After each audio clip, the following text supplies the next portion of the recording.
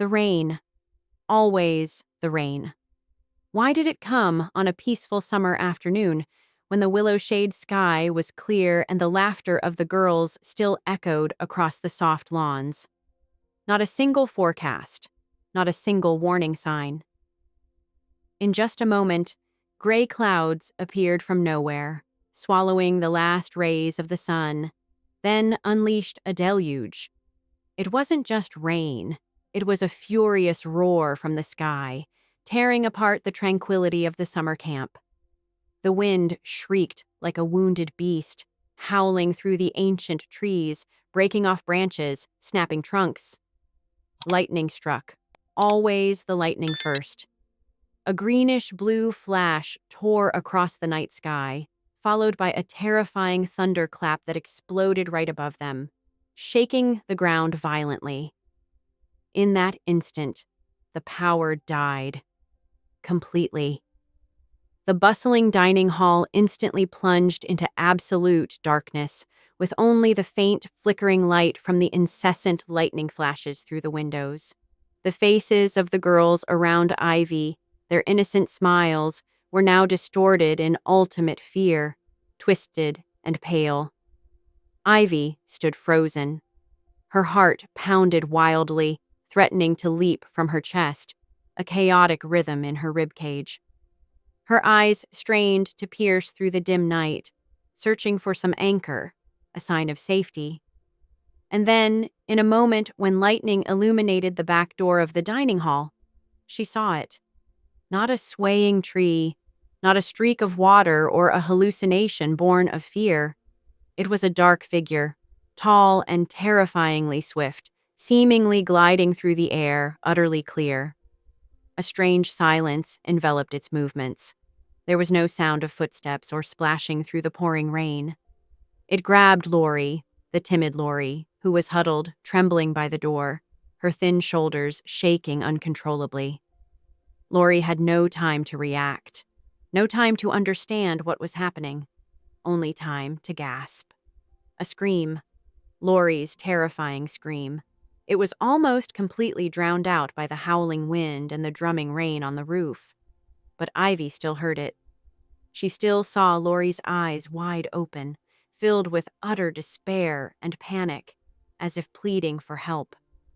Lori struggled in vain, her thin fingers clawing at the air, but the dark figure was too strong, too fast. It dragged her into the screaming night, swallowing every trace, leaving nothing but a cold, empty space.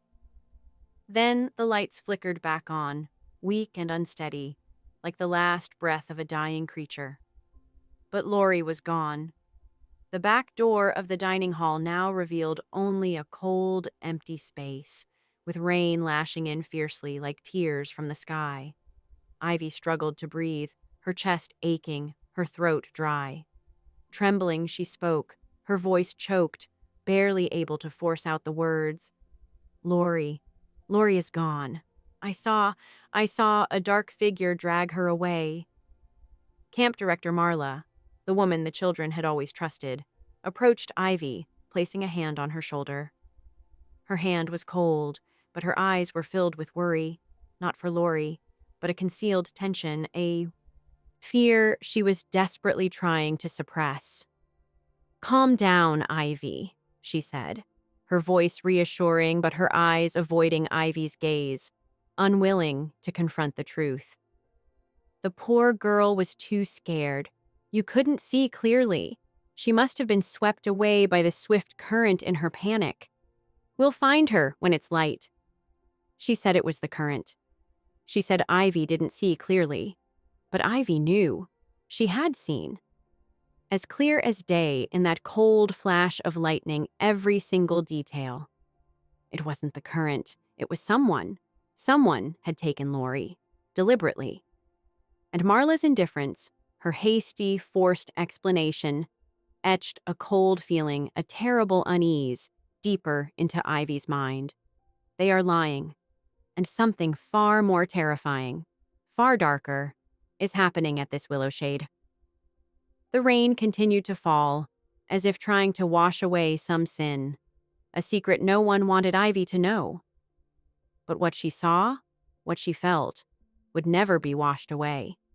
It was branded into her mind, and it began.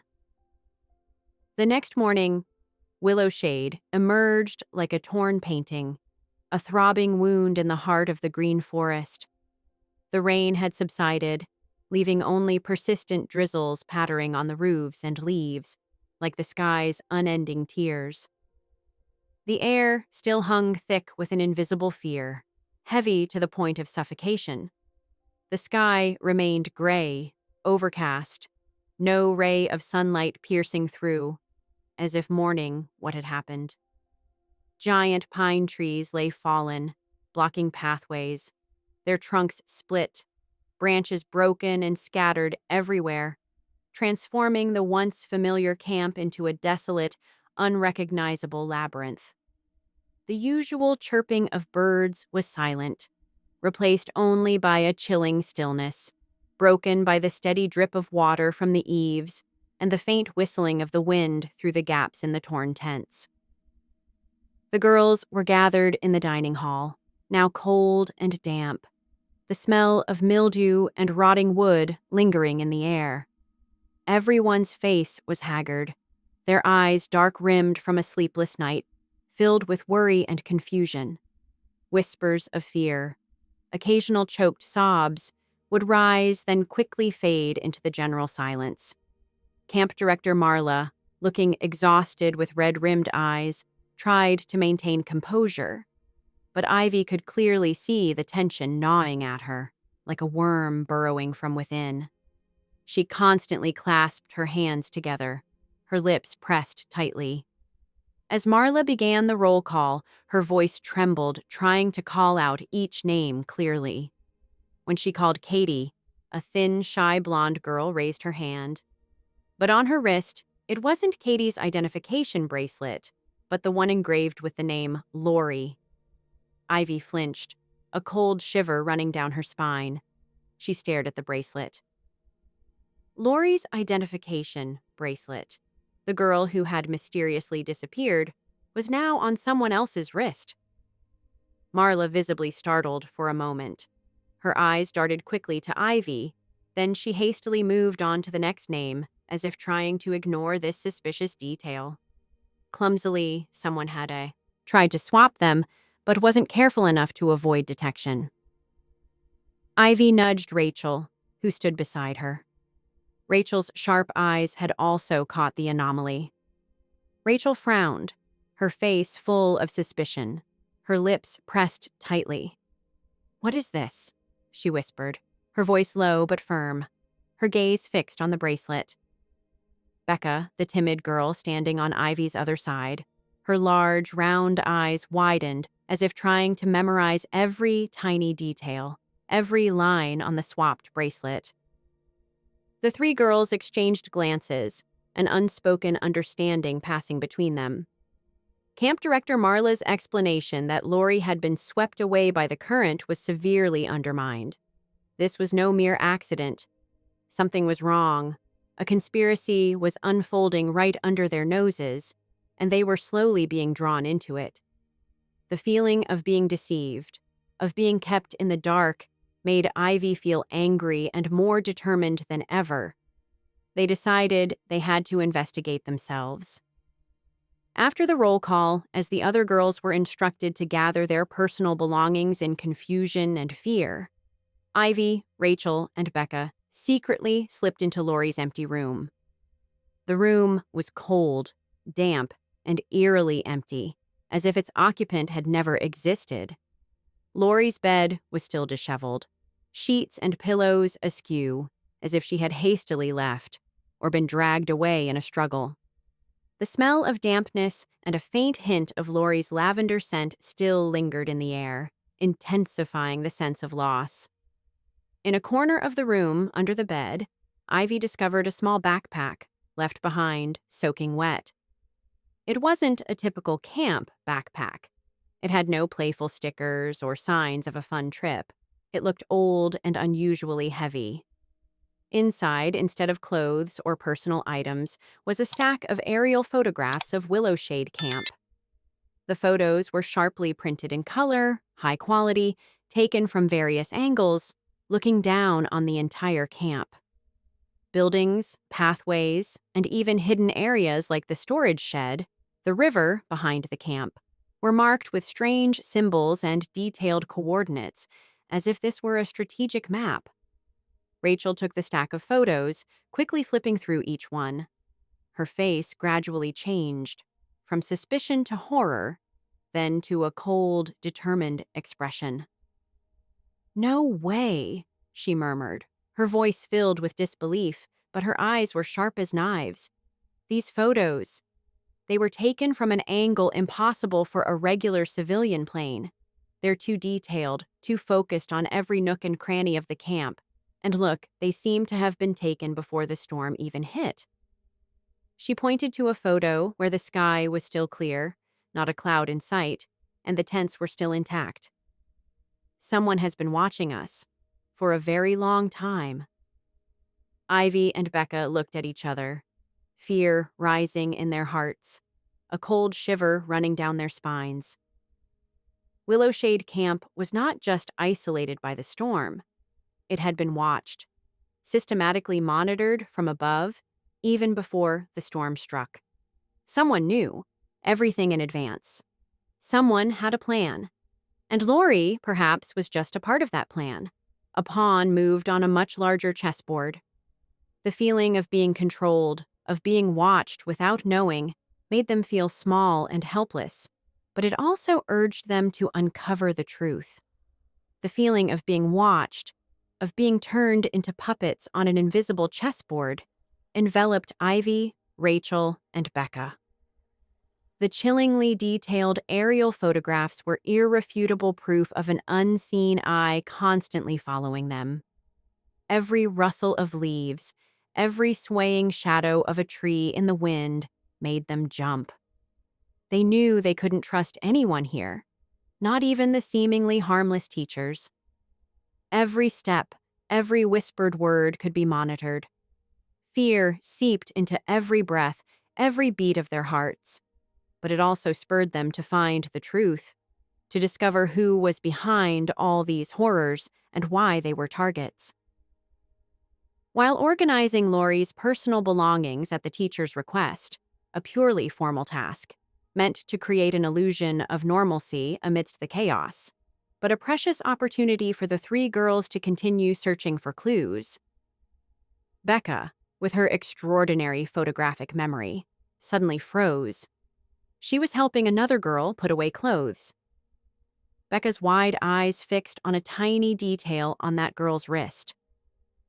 Beneath the identification bracelet, there was a small blue ink symbol, almost like a temporary tattoo, a diamond shape with two small lines in the middle. It looked like a simple emblem, but it sent a shiver down Becca's spine. She trembled. She had seen a similar symbol somewhere before, not once, but many times. A cold sensation ran down her spine as fragmented, blurry memories began to surface. In a fleeting moment, the memory of Lori came vividly to her mind. Lori also had this symbol, right beneath her bracelet, before she disappeared. Becca quickly pulled a piece of paper and a pencil from her pocket, her hand trembling as she meticulously drew the symbol, stroke by stroke, as if afraid it would vanish if she didn't record it immediately. "I've seen this before," Becca whispered, her voice shaky, her eyes still fixed on the drawing. "Lori had it too. And that girl who was sick and went to the infirmary last night, she had this too. I remember it very clearly." Ivy and Rachel looked at Becca's drawing, a cold dread creeping up their spines. This was no coincidence. This was a sign, a code. Something had been marked on these girls.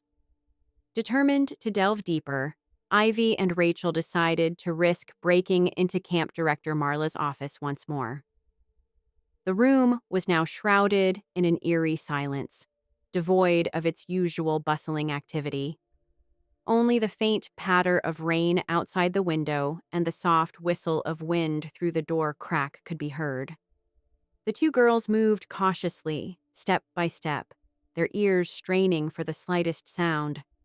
They rummaged through every drawer, every stack of papers, trying not to leave any trace. The smell of old paper and dust mingled with the scent of damp wood. Finally, beneath a stack of old files about the camp's activities from previous years, Rachel found a torn piece of paper, seemingly discarded in haste, yet hidden quite carefully. Enigmatic death, like puppets with their strings cut, not knowing what to do or whom to trust. Ivy, Rachel, and Becca huddled at the edge of the crowd, their eyes fixed on the scene. The horror of the meticulously staged death, along with the EIC trial phase 4 note and the mysterious symbol on the skin, had etched a cold, brutal truth into their minds. They were in a trap, a dangerous game whose rules they didn't know. And even more terrifying was the realization that the adults here couldn't protect them and might even be part of the conspiracy. Fear transformed into an unyielding determination, a small flame igniting in Ivy's heart. They had to find a way out themselves. They had to expose this truth. The camp's isolation became clearer than ever. Communication networks were still down. Roads leading out were blocked by fallen trees, turning Willowshade into a natural prison. Food and water supplies began to dwindle, and an atmosphere of anxiety about illness and scarcity quickly spread. Coughs and sneezes began to echo in the dining hall, where dozens of girls huddled under thin blankets. Everyone looked towards the door, hoping for a real rescue team to appear, a sign from the outside world. Just then, amidst the escalating chaos and despair, a tall figure emerged from the edge of the forest, walking steadily through the fallen trees and puddles. He was a middle-aged man with a rugged appearance, tanned skin, and sharp features. His clothes were covered in mud and leaves, but he maintained a robust demeanor, showing no signs of fatigue or fear. He entered the camp, his gaze sweeping over the desolate scene. Then his deep, authoritative voice rang out, cutting through the drizzle and anxious whispers. "I'm from the rescue team. Got separated in the storm. What's the situation here?" His appearance was like a brilliant ray of hope in the dark night. The teachers, like drowning people grasping at a straw, rushed towards him, recounting everything in hurried, panicked, and choked voices. The man listened calmly, his sharp eyes scanning each face, nodding slowly, then quickly began to give instructions, organizing everyone in an orderly manner. He ordered checks of the damaged tents, assigned people to search for remaining supplies, and reassured the girls with confident, firm words. He acted like a born leader, quickly gaining the trust of the bewildered people, bringing a false sense of security. However, Ivy, with her heightened sense of alertness and keen perception, noticed something unusual. She observed the man meticulously, every gesture, every glance. He had no identification of a professional rescue team, no badge, no ID, no radio.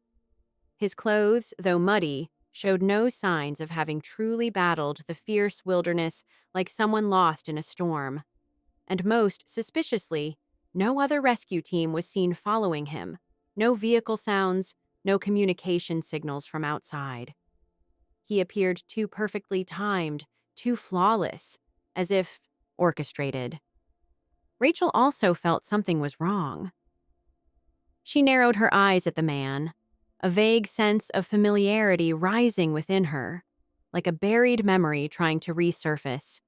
His face. She had seen it somewhere before. A place unrelated to rescue teams, a place she couldn't quite recall. While the man was instructing the teachers to clear the area near the dining hall, he briefly glanced towards Rachel and Ivy, his gaze lingering inexplicably.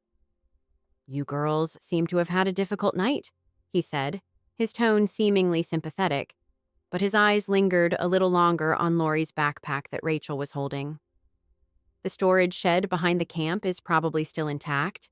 You might find more warm blankets there. I once saw it being built very sturdily. That seemingly harmless remark startled Rachel. How did he know so much about the camp's structure, especially a less frequented area like the storage shed, which even some teachers rarely visited? A flash of suspicion ignited in Rachel's mind. Rachel quietly went to Lori's soaked backpack that they had found yesterday. She rummaged through the stack of aerial photographs, the pictures that had horrified them. Initially, she quickly flipped through them, finding nothing unusual beyond the photos she had already seen. But the man's comment about the shed planted a seed of doubt, an inexplicable urge. She turned back more carefully, flipping through each photo one by one, examining every tiny detail. She recalled the familiar feeling she had when looking at him. And then, at the very end of the stack, she found an older, faded photograph, seemingly taken about 3 years ago. It was an aerial panoramic shot of Willowshade Camp, but from a slightly different angle, focusing on the edge of the forest and auxiliary structures, including the storage shed. Rachel scrutinized the photo. At the edge of the forest, hidden among the trees, was a small figure. She zoomed in on the photo on her phone screen, her eyes intensely focused, almost holding her breath. That face, it was unmistakable. It was the very man standing before them, claiming to be a rescuer. He looked a bit younger, but there was no mistaking him. He was standing there, not as a camper or a teacher, but as an observer, carefully monitoring the camp area. His eyes directed straight towards the storage shed, as if memorizing every detail. Rachel trembled, turning to Ivy, her eyes filled with horror and confirmation. "Ivy," she whispered, her voice choked, just loud enough for the two of them to hear, like a confession. He's not a rescuer. He's been here. Before. He's part of this." The feeling of being deceived, of being used, surged powerfully within her. The revelation struck Rachel like a physical blow, leaving her breathless. The man, the supposed rescuer, was a wolf in sheep's clothing, a predator who had been observing them for years. The familiar face in the faded photograph, the chillingly precise knowledge of the camp's hidden areas. It all clicked into place, painting a picture of calculated deception. Ivy's eyes, wide with a mixture of horror and grim confirmation, met Rachel's. Becca, still clinging to Ivy, seemed to shrink further into herself, her small frame trembling, sensing the escalating danger without fully grasping its new, terrifying dimension.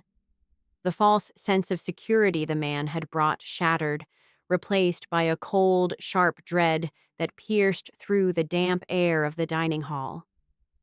The camp was no longer just a place of refuge from the storm. It was a cage, a meticulously planned trap. Every adult, every gesture of help, now seemed tainted with suspicion. The teachers, still reeling from Marla's death, clung to the rescuer's every word, unknowingly deepening their own entrapment. Ivy, Rachel, and Becca exchanged desperate glances. They were truly alone, surrounded by unwitting pawns and hidden enemies. The need to escape, to find a way out of this nightmare, became an urgent, burning imperative.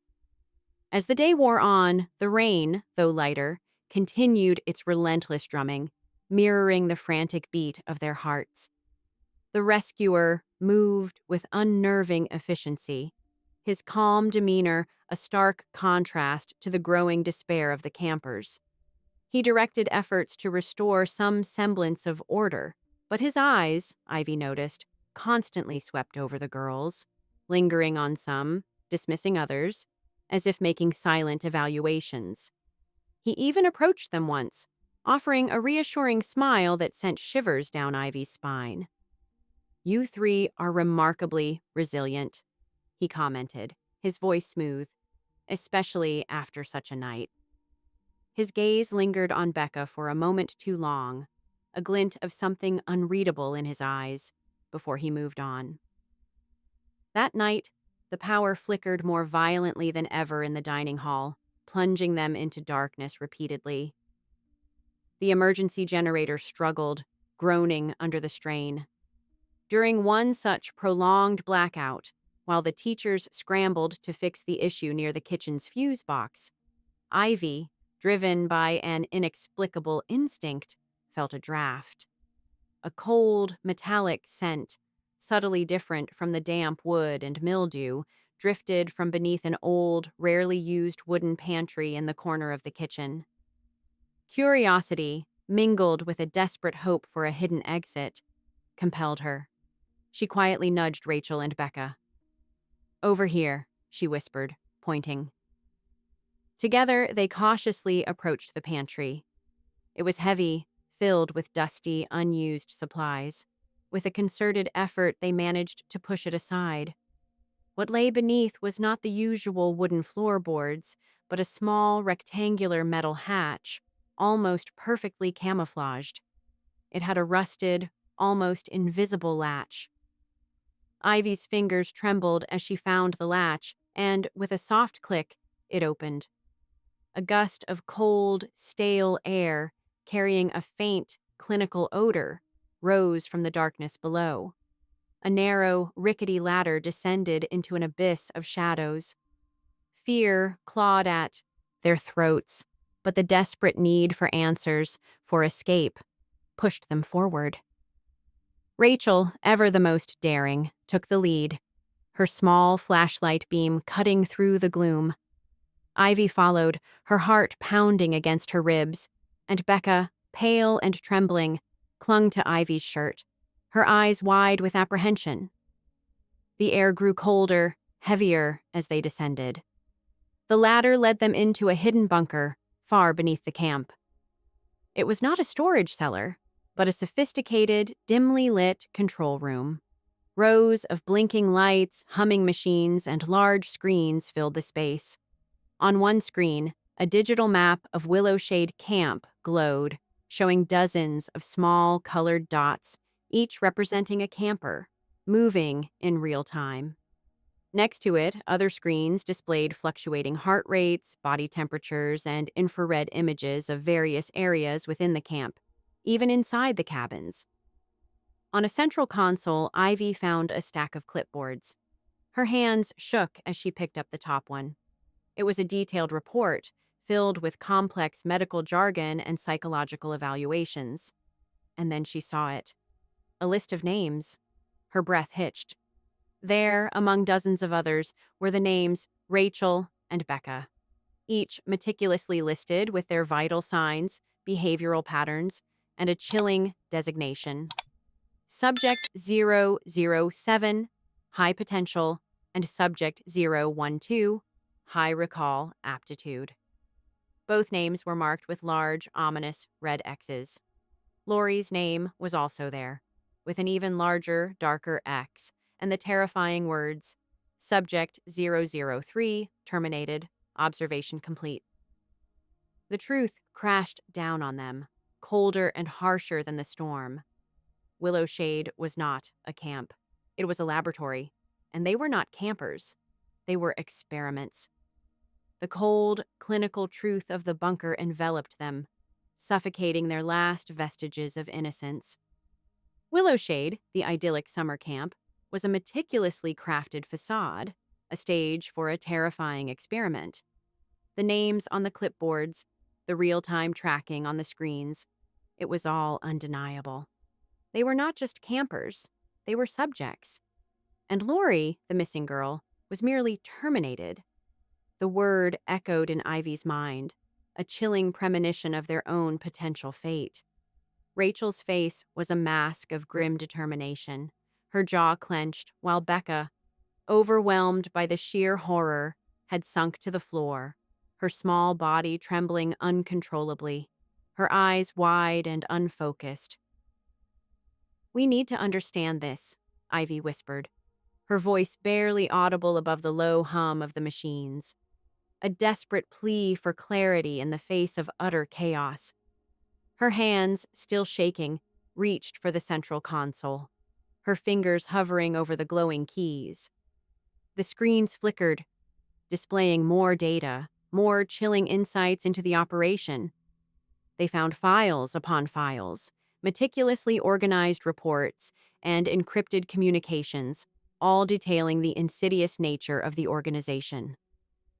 With Rachel's quick thinking, her mind racing to decipher the technical jargon, and Ivy's intuitive grasp of patterns, they began to piece together the fragmented information, each new discovery a fresh stab of dread.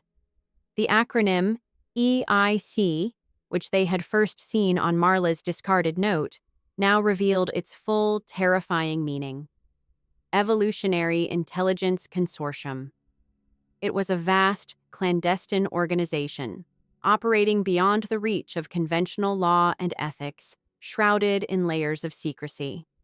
Their stated goal, spelled out in cold, scientific prose within the hidden files, was to accelerate human cognitive and emotional evolution by subjecting individuals to extreme, controlled survival situations. They believed that under immense pressure, the brain's latent potential could be unlocked, creating individuals with enhanced survival instincts, heightened awareness, and unparalleled emotional resilience, essentially a new breed of human, a superior version, free from the weaknesses of ordinary people. The sheer arrogance and disregard for human life in these documents made Ivy's stomach churn. The girls scrolled through more files, their dread deepening with every line, every chilling detail. They discovered that EIC had been systematically identifying and recruiting high-potential children from a very young age, often from vulnerable backgrounds or through seemingly innocuous special schools or talent programs. These children were then put through various phases of conditioning and testing, unknowingly groomed for these survival trials.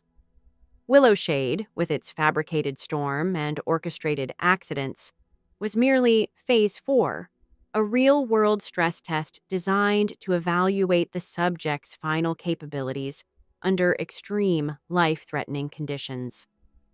The storm, Laurie's disappearance, Marla's death, it was all part of the orchestrated chaos, designed to push them to their absolute limits, to see who would break and who would adapt. So many of these kids, they weren't sent to camp, Rachel murmured, her voice hollow, filled with a dawning horror. Her eyes were fixed on a list of names with EIC enrollment dates stretching back years, some as young as 3 or 4 years old. They were just brought here to be experimented on. This camp is just a cover, a pretty lie. The scale of the deception was staggering, far beyond anything they could have imagined. Willowshade was just one of many such testing grounds across the globe, a network of hidden facilities all working towards the same chilling goal. The world they thought they knew was a carefully constructed illusion. Suddenly, Becca let out a choked sob, a sound of raw, unadulterated pain. Her small hands clutched her head, her fingers digging into her scalp as if trying to contain the torrent of memories. Her eyes, wide and unfocused, stared blankly at a particular file on the screen, a medical record from years ago, glowing with a cold, sterile light. No, no, she whimpered, her body racked with tremors, her breath coming in ragged gasps. The white room, the needles, the quiet lady, the humming, always the humming. Fragmented, suppressed memories, long buried by a child's mind trying to cope with unimaginable trauma, began to surface with brutal clarity, assaulting her senses. Her name, Becca, subject 012, was prominently displayed on that old file, dating back to when she was just 5 years old. The location, a facility labeled EIC Clinical Research Facility, Sector Gamma, The designation high recall aptitude now took on a terrifying new meaning, hinting at her unique memory capabilities being identified and exploited from a tender age, perhaps even enhanced. They they did this to me, Becca gasped, tears streaming down her face, blurring her vision. Her voice was barely a whisper, filled with a profound sense of betrayal and violation. The special school, it wasn't a school, it was them. The realization hit her with the force of a physical blow, shattering the fragile wall she had built around her past, exposing the raw, bleeding wound beneath. Her own name, her own childhood, was intertwined with the very organization that was hunting them, making her not just a victim of the present, but a product of their past atrocities. The air in the bunker, already heavy with fear, now crackled with the raw pain of a shattered identity, a stolen innocence. The silence that followed was deafening, broken only by Becca's ragged breathing and the relentless hum of the machines that tracked their every move. They were trapped, not just by the storm, but by a chilling, inescapable past. The chilling revelation of EIC's true nature and Becca's unwitting connection to it hung heavy in the air of the bunker, a suffocating blanket of dread. Becca continued to sob, her small frame racked with tremors, the unearthed memories of fresh, bleeding wound. Ivy and Rachel, though horrified by the scale of the deception and Becca's stolen past, knew they couldn't afford to break. They were trapped, not just by the storm, but by a network of lies and a powerful, unseen enemy. The hum of the machines, once a mere background noise, now felt like the relentless ticking of a clock, counting down their remaining time. "We can't stay here," Ivy whispered, her voice firm despite the tremor in her hands. "They know we're here. They know we know." Rachel nodded grimly, her eyes scanning the bunker's monitors, which still displayed their locations as blinking dots. "They're watching us right now," she stated, a cold certainty in her tone. Every move, every breath. The only way out was to escape Willowshade, to break free from this meticulously crafted prison. They had seen the river on the camp map and the canoes near the boathouse. It was a desperate plan, but their only hope. They spent the rest of the day in a blur of frantic preparation, fueled by adrenaline and a terrifying sense of urgency.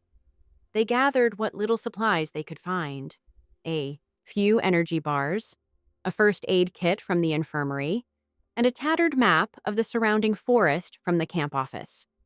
Becca, though still fragile, used her photographic memory to recall details from the EIC files, pointing out potential blind spots in the camp's surveillance, hidden paths, and even the likely patrol routes of the rescuer and his unseen team. Her knowledge, born of trauma, became their most valuable asset. As night fell, the rain began to intensify once more, a fitting backdrop for their desperate gamble. The wind howled, rattling the flimsy walls of the cabins, providing a natural cover for their movements.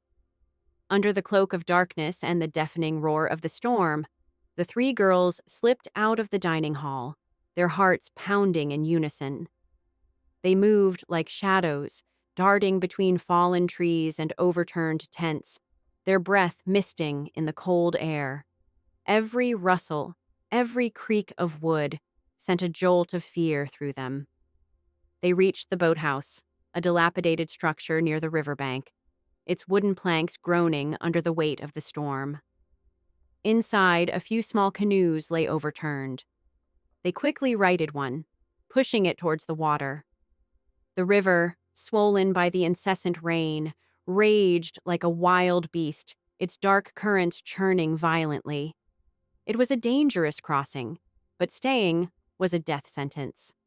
Just as Rachel pushed the canoe into the churning water, a sudden, blinding light pierced through the darkness from the dense tree line. A group of men in black tactical gear, armed with flashlights and silenced weapons, emerged from the undergrowth, moving with chilling precision. They had been waiting. They were ambushed. A single, sharp gunshot echoed not from the men, but from somewhere nearby. A signal. Rachel, ever the most defiant, pushed the canoe harder, trying to get them away. But it was too late. The men moved swiftly, their movements fluid and practiced. One of them lunged, grabbing Rachel, who let out a cry of frustration and pain as she was pulled from the canoe. "Get out of here!" Rachel screamed, struggling violently against her captor, her voice raw with desperation. "Run, Ivy!" Becca. Becca, overwhelmed by the sudden chaos and the sight of Rachel being taken, suddenly pointed a trembling finger at Ivy, her eyes wide with a mixture of fear and accusation. "You! It's you!" she shrieked, her voice high-pitched and strained, almost unrecognizable. "I saw you. You had a small transmitter under your pillow last night. You're the informant, aren't you? You sold us out." Ivy froze, her blood running cold. The accusation, so sudden and venomous, pierced her heart. She tried to deny it, to reach out to Becca, but the men were closing in. In the frantic struggle, as Ivy stumbled back, Laurie's soaked backpack, which she had been clutching, slipped from her grasp and fell to the muddy ground. A few loose items spilled out, including a faded, crinkled photograph. As a flashlight beam from one of the approaching men swept across the ground, it illuminated the photo for a split second. Ivy's eyes widened in a new kind of horror, far deeper than the fear of capture. The photo was old, but the image was unmistakable. A much younger Becca, no older than 5, standing beside a tall, imposing man with a cold, calculating gaze. That man was the very same man whose face they had seen in the EIC files, the leader of the Evolutionary Intelligence Consortium. Becca, her face pale and contorted with a fear that transcended the immediate danger, stared at the photo, her own eyes reflecting the image of her younger self and the man, as if seeing a ghost from a buried past she couldn't comprehend. The accusation against Ivy, the transmitter, the ambush, it all twisted into a horrifying new truth.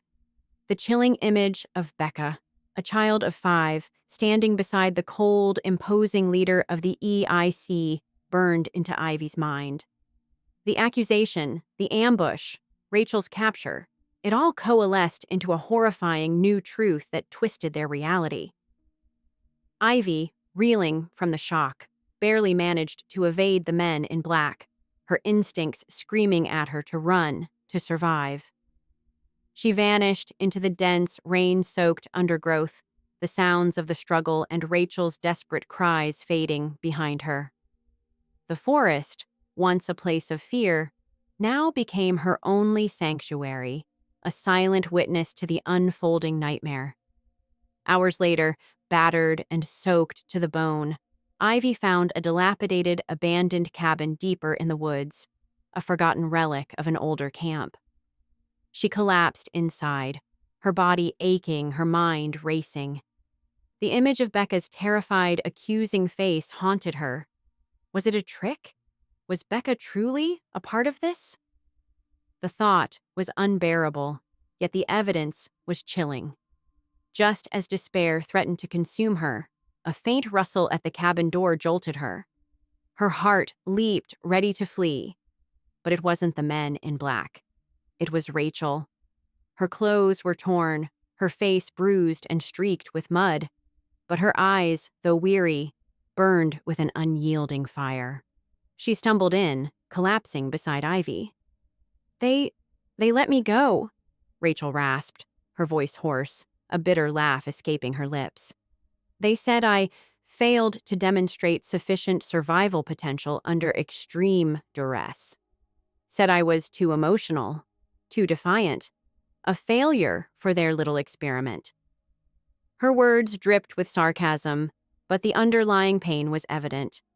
They had tested her, pushed her to the brink, and then discarded her like a faulty product. The humiliation and anger fueled her resolve. Ivy embraced her, a wave of relief washing over her. "Becca, she accused me," Ivy whispered, the words heavy with pain. "She said I had a transmitter. And then I saw the photo. Her with the EIC leader." Rachel's eyes hardened. "I know," she said, her voice grim. "I heard, but it doesn't make sense." "Becca, she's terrified. She's a victim too, Ivy. They've been manipulating her since she was a child.assistant. That transmitter. It's probably something they planted on her or in her that she doesn't even know about. She's their unwitting tool, not their accomplice." The chilling truth of Becca's situation solidified their understanding. She was not a traitor. She was the ultimate pawn. Fueled by a renewed sense of purpose and a burning desire for justice, Ivy and Rachel knew they couldn't simply run. They had to fight back, not with violence, but with the truth. "We have to expose them," Ivy declared, her voice firm. "All of it. The experiments, the murders, the cover-up." Rachel nodded, her eyes gleaming. "The bunker," she said. "The control room, all that data. If we can get back in, we can broadcast it. To everyone." Their plan was audacious, dangerous, but their only hope. They would use the very technology EIC used to control them, to expose them. They spent the night meticulously planning, using the tattered camp map and Becca's recalled details to plot a route back to the bunker, identifying potential entry points and weak spots in the rescuers' patrols. Meanwhile, Becca was in hell. She had been taken to a makeshift EIC command post, a heavily guarded tent deeper in the forest. The EIC leader, her biological father, stood before her, his face devoid of emotion. He spoke in a cold, clinical tone, his words a chilling echo of her fragmented memories. He revealed the full extent of her conditioning, her aptitude, and the purpose for which she had been groomed. He then gave her an ultimatum. "You will eliminate your 2 friends, those who know too much, or you will disappear, just like your mother did." The words struck Becca like a physical blow. The fragmented memories of her mother, a kind woman who had mysteriously vanished years ago when Becca was very young, now coalesced into a horrifying certainty. Her mother had been silenced by EIC too. The realization ignited a spark of defiance within Becca, a burning rage against the man who claimed to be her father, who had stolen her childhood and her mother. The next evening, under the cover of a lingering mist, Becca was led to a secluded clearing near the bunker's hidden entrance, where Ivy and Rachel were attempting to reactivate the broadcast system.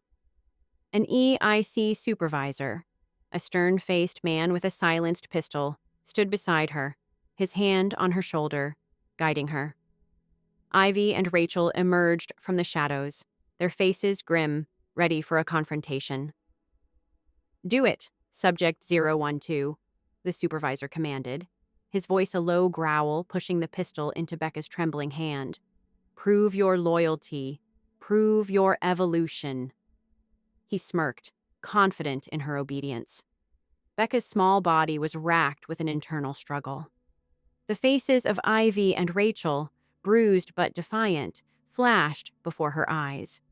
The memory of Laurie's terrified scream, the chilling hum of the machines in the bunker, the cold, calculating eyes of her father, and the agonizing realization of her mother's fate. It all crashed down on her.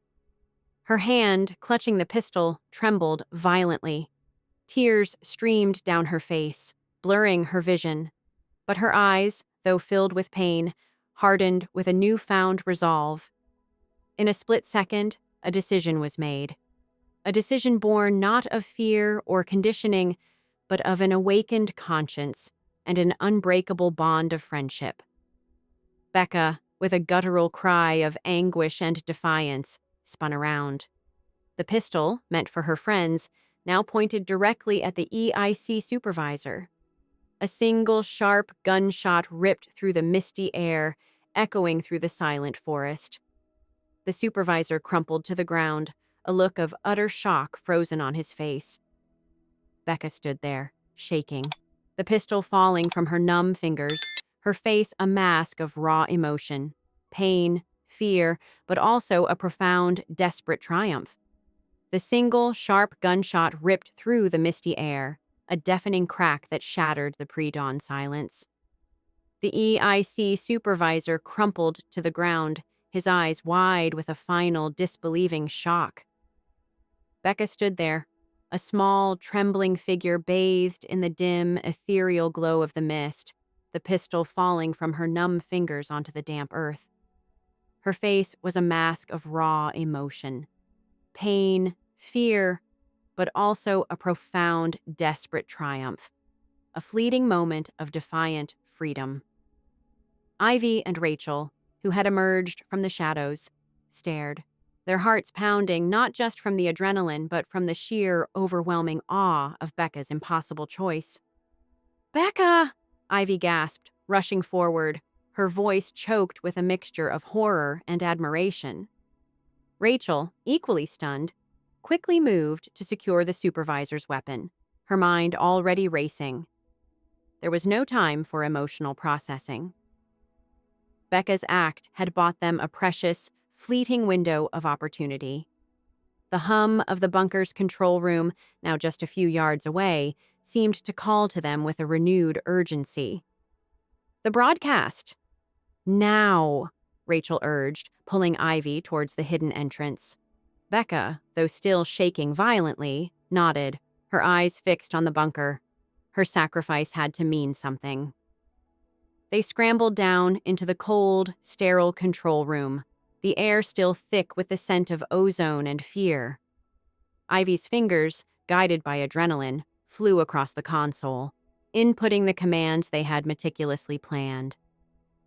Rachel worked furiously beside her, bypassing security protocols, overriding firewalls. Becca, summoning every ounce of her high recall aptitude, whispered crucial access codes and system pathways, her fragmented memories becoming their most powerful weapon. With a final, resounding click, a series of lights on the main screen turned green. "It's going out!" Rachel shouted, a desperate flicker of triumph in her eyes.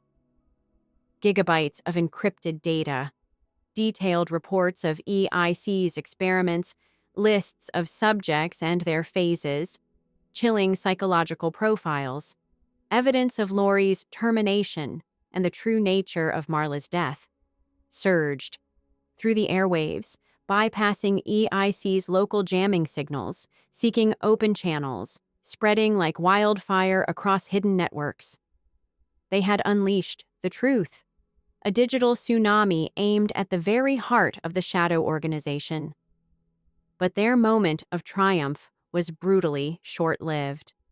A low, distant thrumming began to grow, quickly escalating into a deafening roar that vibrated through the very ground beneath their feet. It wasn't the familiar sound of a civilian helicopter. This was deeper, more powerful, more menacing.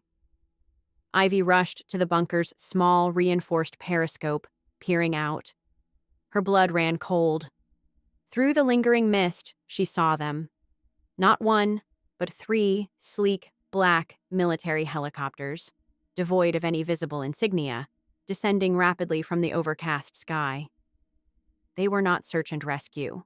They were too precise, too silent in their approach, too heavily armed. As the first one touched down with a powerful gust of wind, dozens of heavily armed special ops soldiers clad in dark, unmarked tactical gear rappelled down, moving with chilling, synchronized efficiency. They spread out, securing the perimeter, their weapons raised, their faces grim and unreadable. This was not a rescue mission. This was a cleanup operation. They're here, Ivy whispered, her voice barely a breath, filled with a new, profound horror. It's the military. They know. Rachel, seeing the grim confirmation in Ivy's eyes, knew their time was up. She made a desperate dash for the console, trying to secure the last remaining data to ensure the broadcast couldn't be stopped. But a sharp crack echoed from above. A soldier, having found the hidden entrance, fired a warning shot. The bullet ricocheted off the metal frame, sending fragments flying. Rachel cried out, clutching her arm as a piece of shrapnel tore into her flesh. She stumbled back, pain contorting her face, but her eyes remained defiant. "Go! Get out!" Rachel screamed at Ivy, pushing her towards a small emergency exit vent they had noticed earlier. "Don't let them get you." Becca, seeing Rachel fall, let out a desperate sob. She tried to move towards her, but the soldiers were already swarming into the bunker.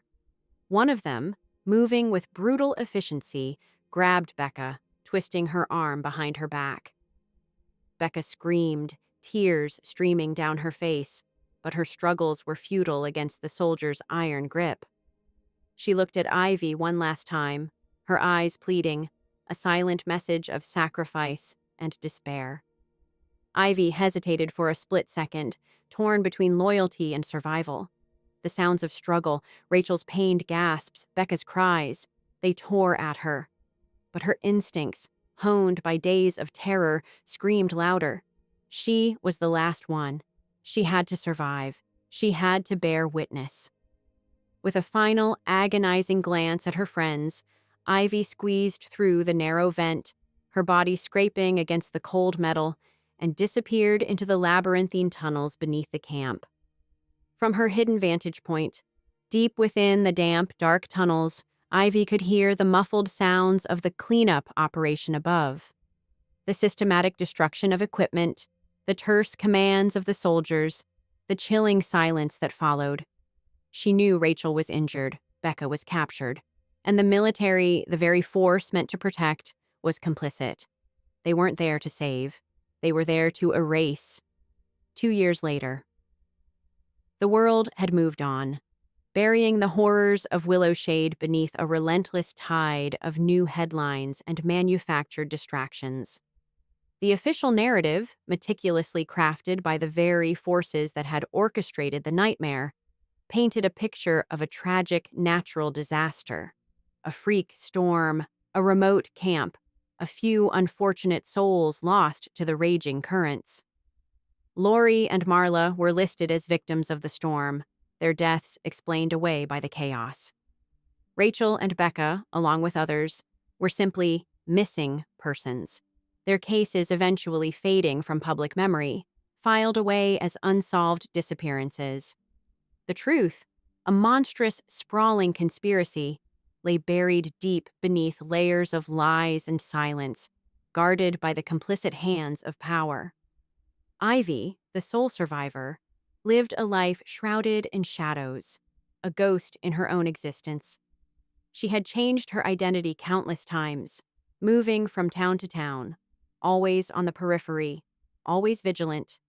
Every unfamiliar face, every passing car, every distant siren sent a jolt of fear through her. The quiet hum of a refrigerator could trigger the chilling memory of the bunker's machines. The scent of damp earth could transport her back to the labyrinthine tunnels. She carried the weight of the truth, a burning ember in her soul, along with the haunting images of Rachel's defiant eyes and Becca's tear-streaked face in their final moments. The guilt of being the one who escaped, the only one left to tell, was a constant companion. But silence was a burden heavier than fear. The injustice, the sheer scale of the EIC's atrocities, the government's complicity, it gnawed at her. Rachel and Becca's sacrifices, their desperate fight for truth, demanded more than just survival. They demanded to be heard. Ivy knew she couldn't fight an army. She couldn't dismantle a shadow organization with brute force. But she possessed something far more potent: her story. Her testimony, the raw, unvarnished truth. In a small, nondescript room, rented under a false name in a forgotten corner of a quiet town, Ivy set up her makeshift studio. A cheap microphone, a battered laptop, and a single flickering lamp were her only tools. She was no journalist, no activist, just a girl who had seen too much, survived too much, and refused to let it be forgotten. She would use the very medium of communication that EIC sought to control, information, to wage her war. She took a deep breath, her heart pounding a familiar rhythm, a mix of fear and resolve. Her fingers hovered over the record button. This was it, the first step, the first whisper into the void, hoping it would become a roar. She closed her eyes for a moment, picturing Rachel's fierce determination, Becca's courageous defiance. For them, for Lori, for all the others. Then she pressed record. Her voice, though still young, was steady, imbued with a quiet strength forged in terror and loss. It was not the voice of a victim, but of a witness, a survivor, a truth-teller. They said we got lost in the storm. They said it was a tragic accident, a heartbreaking, unforeseen event. But the truth is, we were hunted. We were experiments. And I'm going to tell you everything. From that fateful rainy night. Every buried secret, every pursuit, every betrayal, and the true cost of truth. Her voice paused, filled with a profound challenge. Are you ready to hear the truth? Because I won't stop until everything is exposed. The faint static of the recording filled the small room, carrying her words out into the vast, interconnected world, seeking ears ready to listen, minds ready to awaken. Final line. You are listening to The Call in the Rain, Chapter 1.